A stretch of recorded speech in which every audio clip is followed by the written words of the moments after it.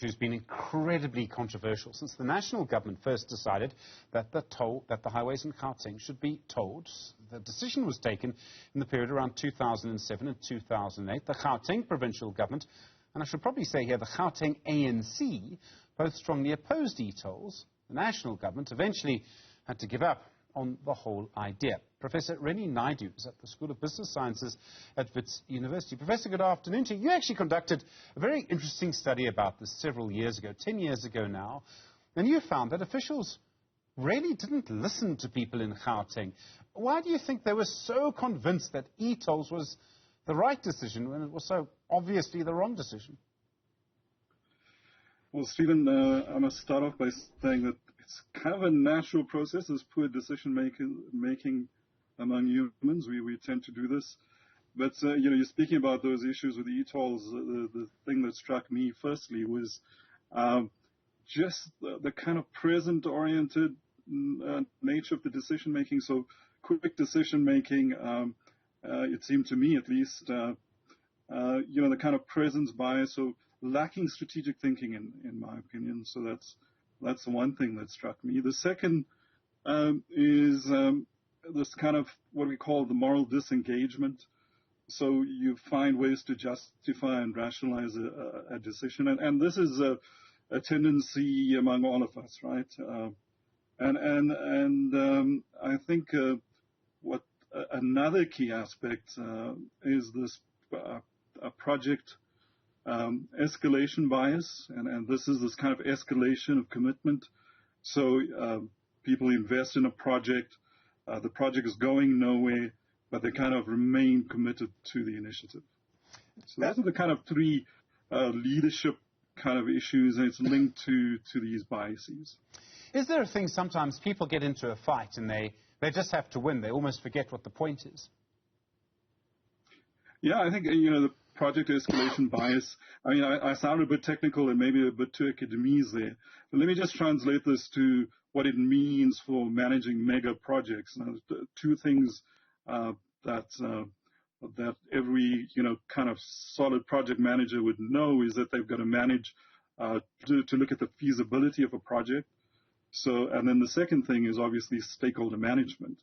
Now, feasibility just deals with this cost-benefit aspect. So you look at this project and you ask yourself, cost-benefit, does it make sense? And clearly from a project management point of view, it didn't kind of make sense. And then if you look at it from just a stakeholder management point of view, you've got diverse stakeholders being impacted by this initiative. Was there kind of this consultation process that was required? When I did that study years ago, it was clearly lacking in those aspects. Do you think people, I mean, this happens, people just believe what they're saying, and they don't believe what anyone else is saying? Yeah, I mean, we talk about this when we talk about this as groupthink. So, if we're part of a team, we're part of a tribe, we're part of a particular group, and I've seen it in my years in the corporate space as well. Then we have kind of this sociocentric way of thinking about things, and that's why in a good democracy we put in these systems in place to checks and balances to make sure that the worst part of our human nature is managed. It's interesting because, I mean, I was a journalist, a reporter at the time, following this very closely.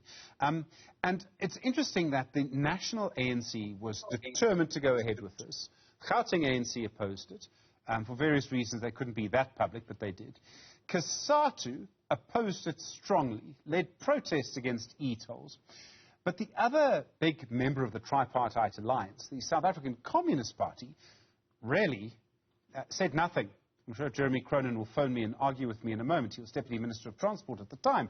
But they said basically nothing. And yet this was the privatization of publicly owned property.